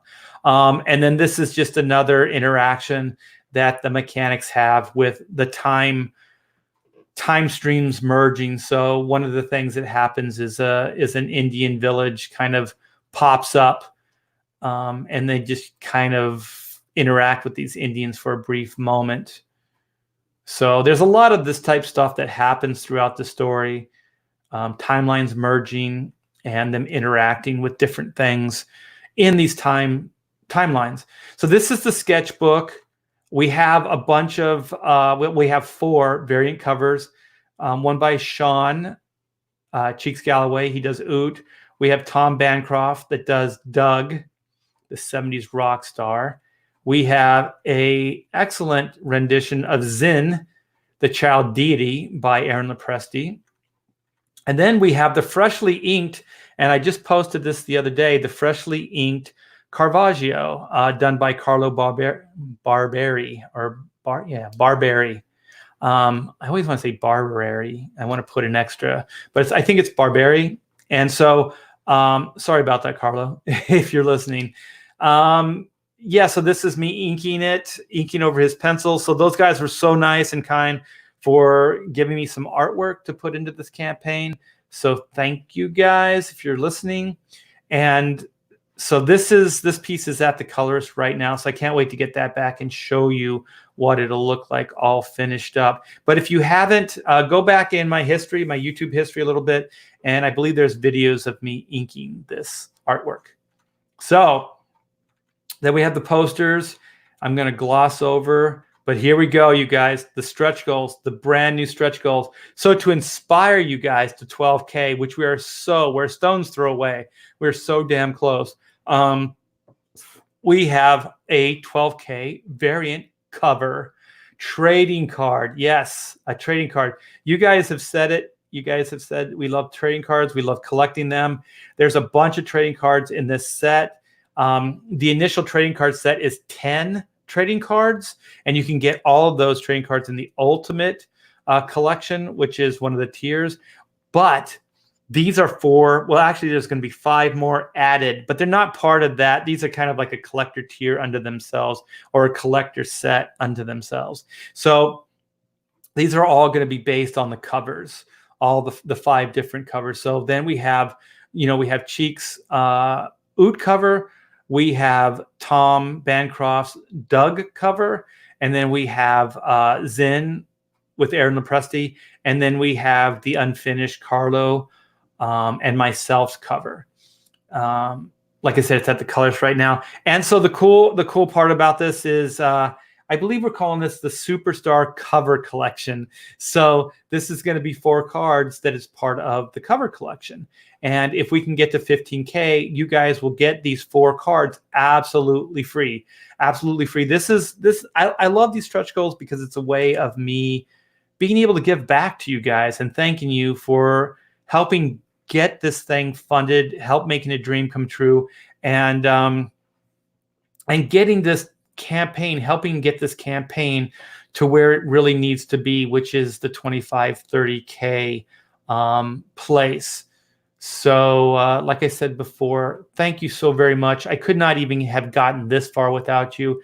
And please, please tweet this stuff out, share with your friends. Every little bit helps. So then this is the 16K variant trading card. So this is drawn by me. So I did a little graphics thing, and I thought it was really cool where I put the caution strips on there. And there's a little bit of it's transparent, so you can see some of the cover through it. And then I put the cog kind of symbol up. It looks like an actual physical like coin or cog, which I think looks very, very cool. My friend Dan Jammer, or Daniel Morvik, created that. He did an incredible job of it. And so then we have the buttons at 17. We have the guitar pick at 19, which we had before. And so then we have 25K, which is 6 more pages, which I want to happen so bad. I want this to happen so bad because then I won't have to kind of do the abridged version of the story. This will be getting us to a point where I can get into a little bit more of the backstories on characters. And then the 33K 6 additional pages will give me 6 pages of action. So the 6 pages at 25K will basically get us more backstory and explanation of how the world works and things like that. And then the 35K or the 33K, I should say, is to add 6 pages of action. So the rest you guys can check out on your own time. So then we have a thank you here at the end. I always think it's good to, tip the hat to people that are helping you on the campaign, and not just with support and backing the book, but also the artists and different people that have given their time and energies to this project, which is very, very cool. So I appreciate that. So you guys, please, man, go back a book. Go back a book, man. I know I'm probably talking to most of the people in the stream have already bought a book, and I appreciate that. I really, really do. So let's go back and see what you guys think about the pitch and adding possibly an adult, or I was thinking of like a PG-13 or some kind of like mature audience thing in here. But before I do that, I'm going to pop a link, a Chrono link into the chat. I'm trying to become more aware of how this stuff works. Okay. That's nuts. Wild. Okay, I think I'm going back too far. It would make a great stream another time. Yeah. Sketch Therapy is talking about the Marvel story, and I will tell that. I think I've been teasing it for the last year anyway. Yeah, I pretty much do have dirt on everybody. After saying that, then if I end up dead in my sleep for mysterious causes, you guys will know. You guys will know the truth. The truth is out there. Okay, what is this? Okay, if I could save time in a bottle, the first thing that I'd like to do is to save every day till eternity passes away. Just to spend it reading Chronomechanics. Oh my gosh. I got to remember that. I got to tweet that out, man. That's too funny. Who's Sam Simon? Who is that?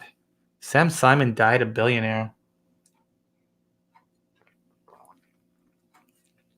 Yeah, I don't know who that is. So, okay. Well, thank you, Comic Book Bob. I appreciate it, man. Like every bit of like backing and support, like even like I said, if it's tweeting out or getting out on Facebook and stuff, it really does make a difference. And this is all groundswell stuff. This is guerrilla marketing, as they say. So this is really all I have. I don't have $1 billion to invest in an ad campaign. Although if I did, I definitely would, because I believe in these IPs and these concepts that I'm throwing your way. So looks like screwing over artists. Oh, dude. Bring this up, Sonic Goon, when I'm telling my Marvel story, and I'll go off on a tangent at that point in time, and I'll explain some stuff to you. Yeah, if I get in a bind and have to go back mainstream, I would go back to DC in a heartbeat and not really have too much of a problem. They've always treated me really well, but Marvel, not so much. Not so much. Okay, we got Comics Legend here. Art, do you think that Hollywood listens to pitches, steals the idea, changes it up a bit, makes it? Holy shit, they do. You got that right. Get my wife going on some of the Disney swipes and even Chrononauts, the Mark Miller comic book that he sold as a movie property. I know that guy knows about Chrono because I told him, and also his agent is my agent. Enough said. Art, Narwhal's heart and soul into Chronomechanics is the reason why I call this project Comicsgate Royalty. Back this project and you won't be disappointed. Art will be on time. Artwork, the print kinks. Yeah, I did, Mickey or Mikey. I really have. And at this point, I believe, let me just do this. I'll give you some math here. I don't have my camera, so I can't really show you. But we, on actually Narwhal's colors, we are on page 27. So Narwhal has turned in pretty much, 1 through 27. There's a couple color tweaks and stuff on pages, but pretty much the bulk of the color work is done up to 27. He has up to page 33, I think, as far as line art is concerned. So we're pretty much between writing. Well, some of the writing still needs to be done, but I have a rough draft of it. But my wife and I are going to come over and fine tune it. but between the penciling, inking, penciling, inking, we have 33 pages done. Penciling, inking, coloring, we have 27 pages done. So 27 is already over half of 48 pages. So if we can only finance this to a 48-page book, we're well over the halfway. At 33, what does that mean? We only have, what is that? 13 pages left? Is that right? 13 and 33. No, it would be 15 pages and 33. Let me see. That would be 8 and 40. Yeah, it would. I think we have like 15 more pages to do, and we still have, because you guys don't hold me to this, but Narwhal, Render, and myself have been talking about trying to wrap up all the heavy lifting by the end of this year. So definitely into early January, which is way ahead of the schedule we gave you guys. But I want to try to aim earlier than later, because the printing is pretty much was the problem with black and white. The book was done, but because of different, I don't know. I don't want to go into the printing issues right now, but there was a lot of back and forth with the printers, and it took a long time. That and China took an entire week off. A whole country takes the week off.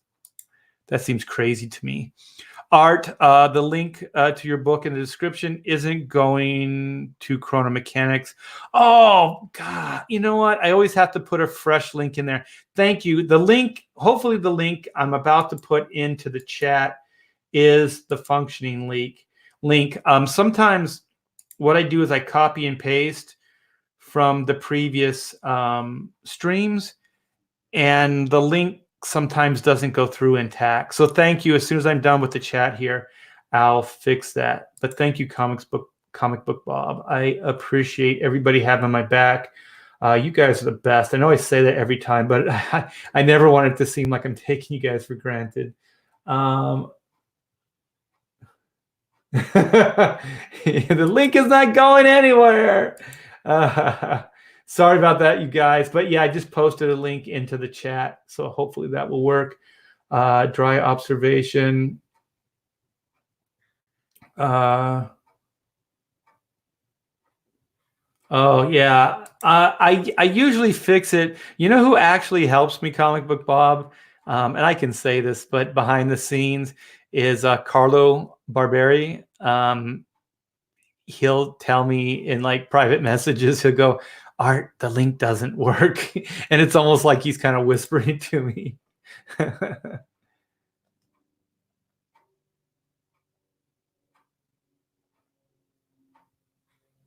Yeah, there also is something about like when you type in certain things, like if I search things on Indiegogo, unless I know exactly what it is, it won't like, I guess, intuitively bring me there. It just will give me a bunch of crap. And then when you type in, is it just comic books? It doesn't give you all the comic books. It only gives you like the most popular or something. Like it is kind of weird the way Indiegogo works. The only thing that Kickstarter has over Indiegogo is that it's easier to find things. Yeah, I just didn't catch it this time, so thank you, Comic Book Bob. I appreciate it. But like I said, sometimes Carla will say, "Hey, that last video," and I'll go, "Oh, okay." You know what? This time I saw it. I saw the super chat, so thank you so much. F Google, I think that's how you say it. I always want to do the FU or Fook. Stop Looney Tunes. If you say 70s rocker, give the example. Oh my gosh, great minds, dude. I talked to my wife about that as well, because it's just like if you say like the Rick and Morty thing, it describes that it's edgy without saying it's edgy. You know, once you say an alcoholic grandfather or an abusive alcoholic grandfather, it already kind of paints the image that it's more adult. The only thing about the 70s rocker is I would probably have to change the pitch to be more character driven at the beginning versus overall driven.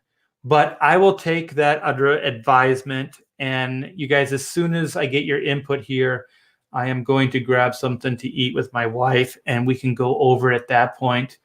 I still don't know who this is. That's awesome. Justin Kelly, aka Pokimac.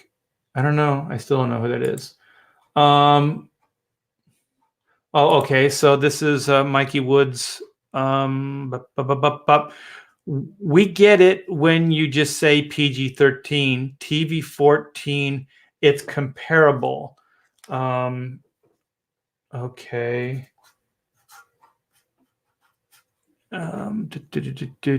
Comparable to, what is that era of WWF storylines? Teens can't watch it, but it is edgy.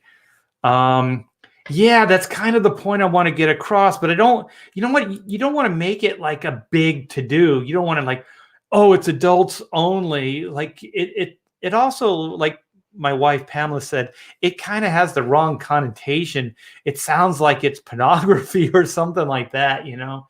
So you want to be careful there as well. So, these pages. Oh, thank you so much, Kevin. And Kevin's going to own some of these pages as well. So I think the inks look great. I've never really wanted to put out an independent, just black and white version, no pun intended, of my work. But I think Chronomechanics would make a great black and white because it's very Mobius. And I think, well, I know that the ink style and the way I'm approaching the work is very, very unique. So it'd be cool just to do a black and white version. But to do those things, you need a certain level of success. So we have to get, one hurdle at a time. Oh, yeah. And there's going to be a Black Friday offer. And you know what? Since I have this and since you mentioned it, I did have this chambered. So I'm going to go and I'm going to screen share this with you since, oh, wait, what did I just do? Hold on. I did something. Screen share. I hope I'm still going strong here.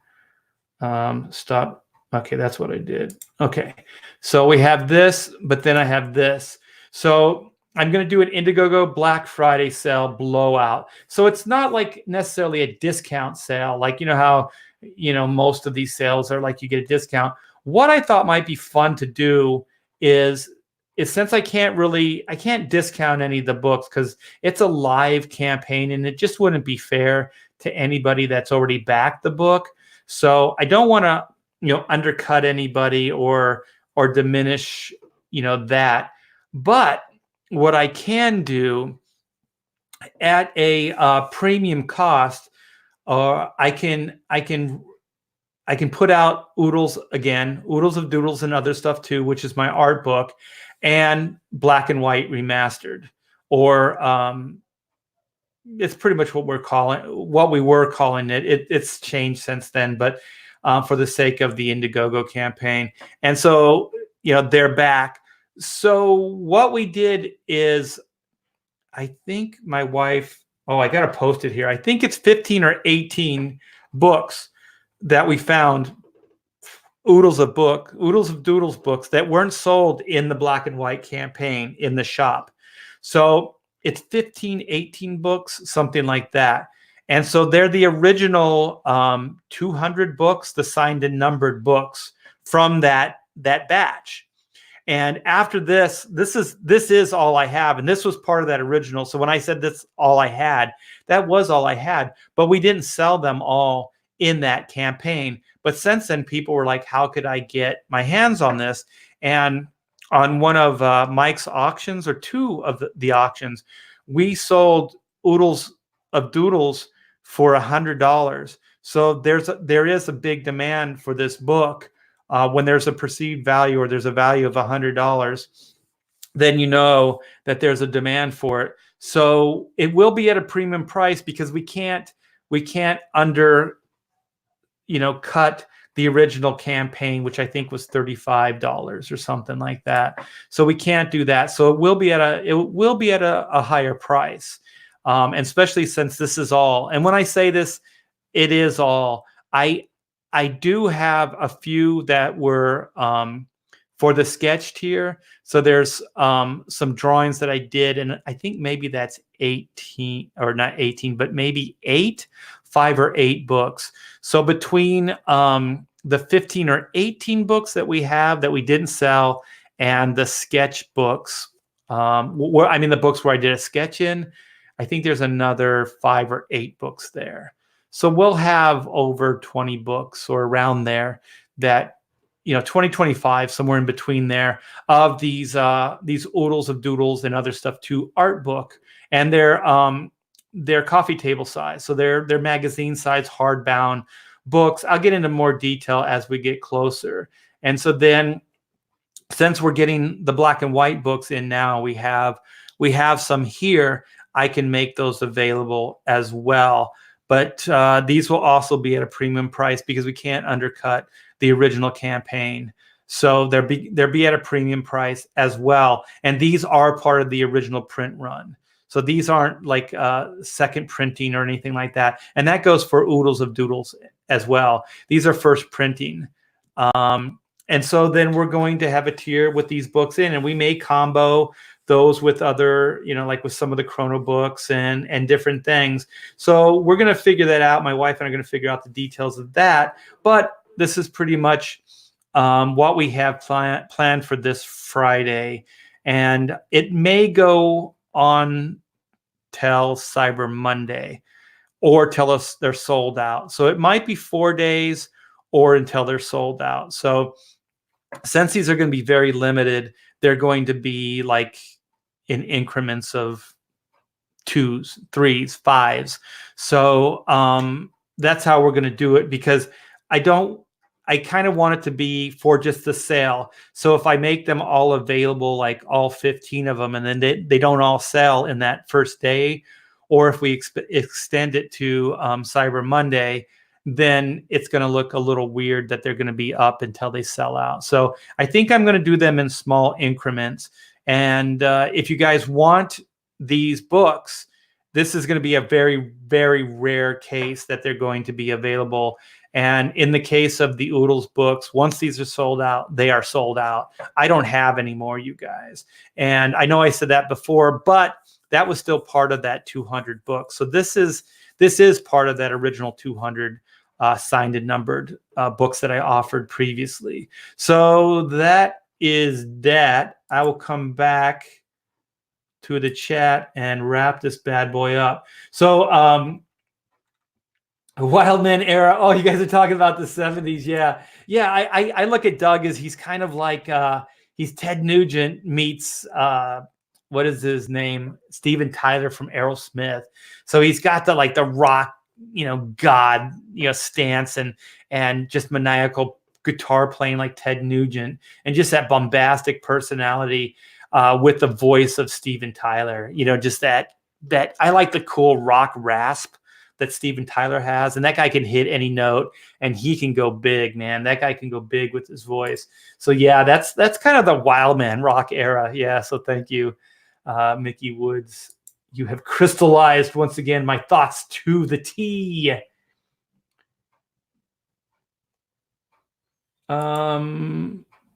Campaign page, or at least update it so you can link to the campaign. Huh.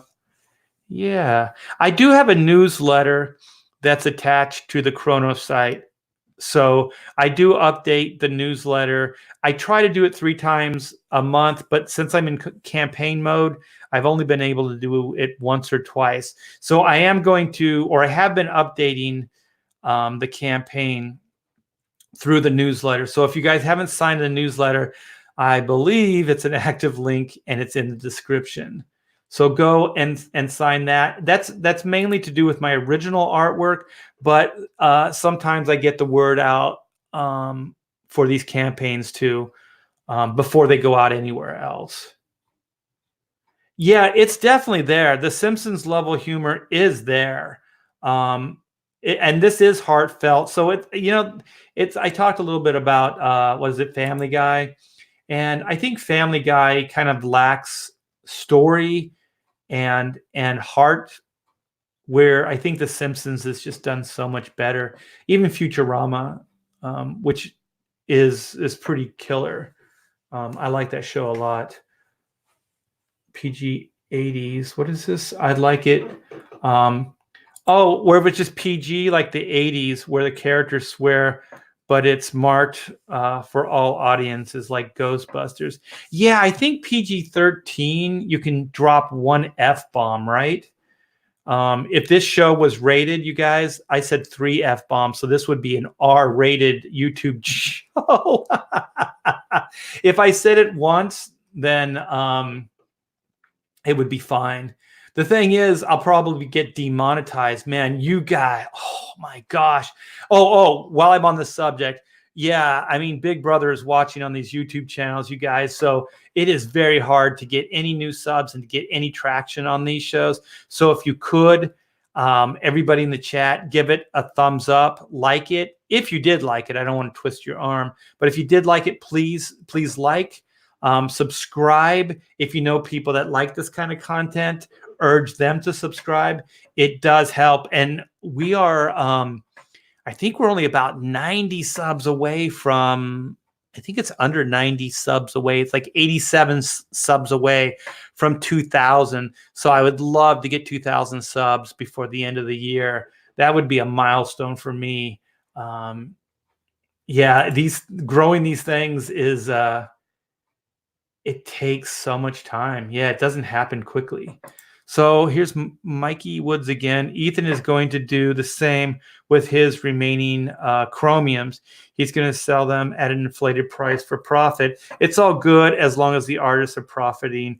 We will contribute. Thank you so much. Yeah, and the idea is that it is kind of a new way of doing things, like this whole Indiegogo, YouTube, and trying to create a unique product. So the idea behind these YouTubes, at least for me, is try to create something unique, something that couldn't exist anywhere else.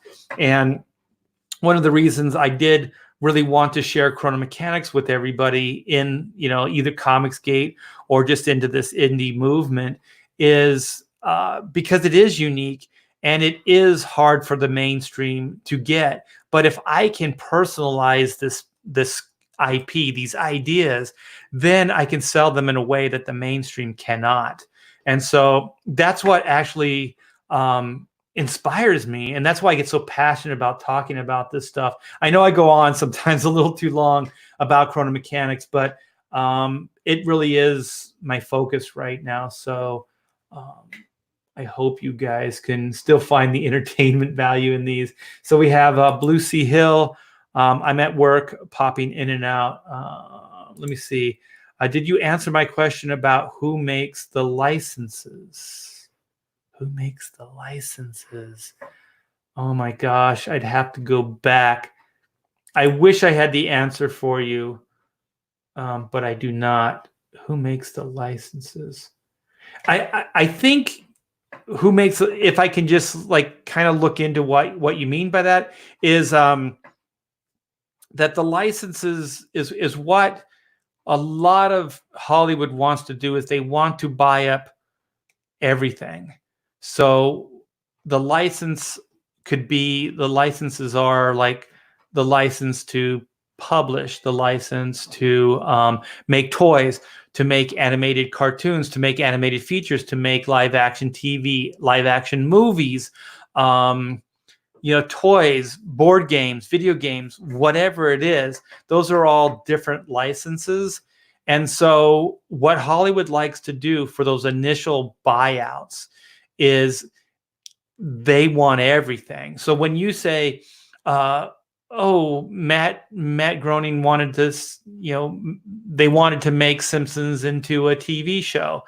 But what they do as well is they say, we don't just want the rights to the TV show. We want publishing rights. We want toys. We want video games. We want all licensing. across the board. So if you want to play, with these big powerhouses, then you kind of sell everything as like a big umbrella deal. But when I mean big umbrella deal, it is a big umbrella deal, but they don't pay you for it. They kind of pay you whatever little amount they can. And if they could, they will get you out of the picture as quickly as possible. So whenever you see like created by bylines on a TV show or a movie, those are negotiated.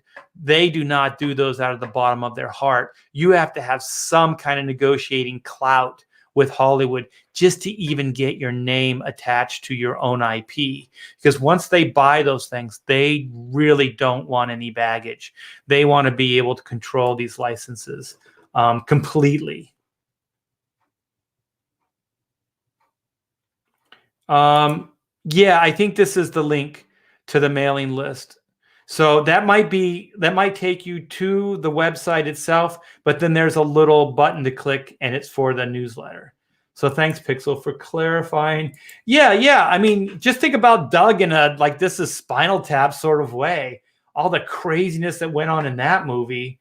I have a Spinal Tap story, but I'm not going to tell it now because I gotta let you guys go.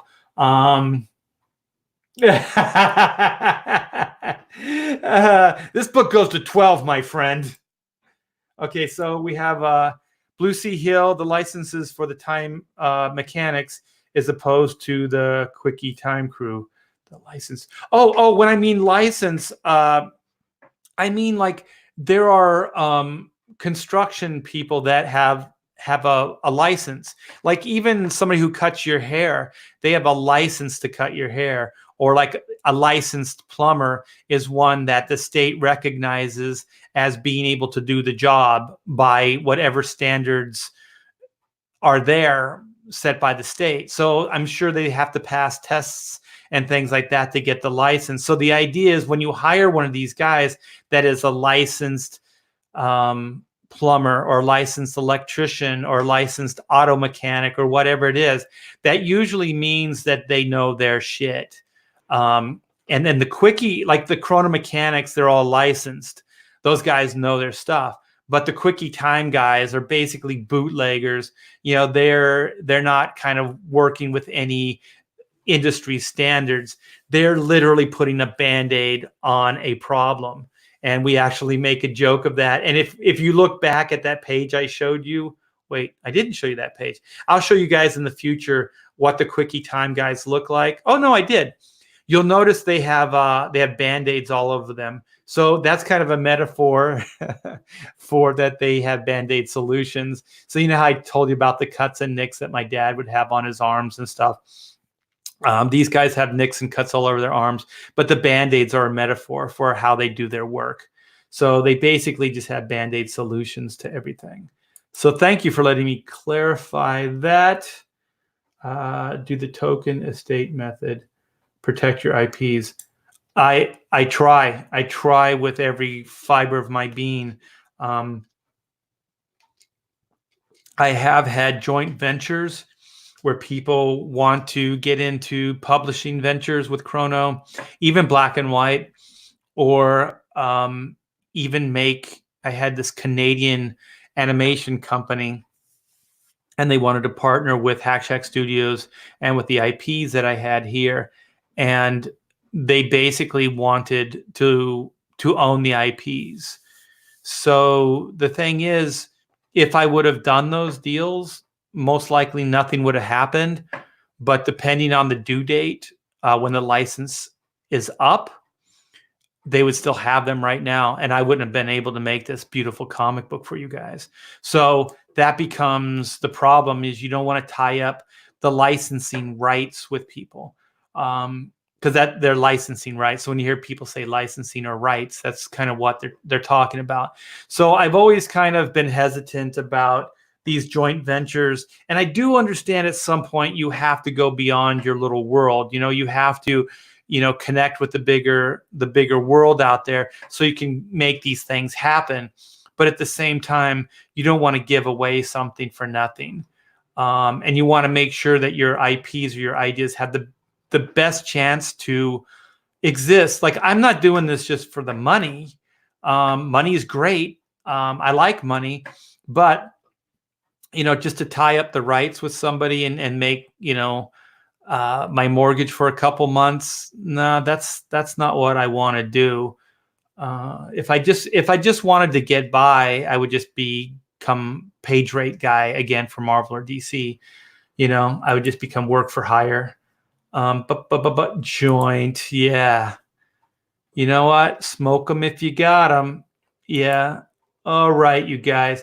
So thank you so much. I am going to post one more time the Chrono link for you guys. So if you haven't, please bop over there. Check it out. I will update my my link down below. I just checked. We're all good. All right, you guys. Well, thank you so much for letting me hang out with you.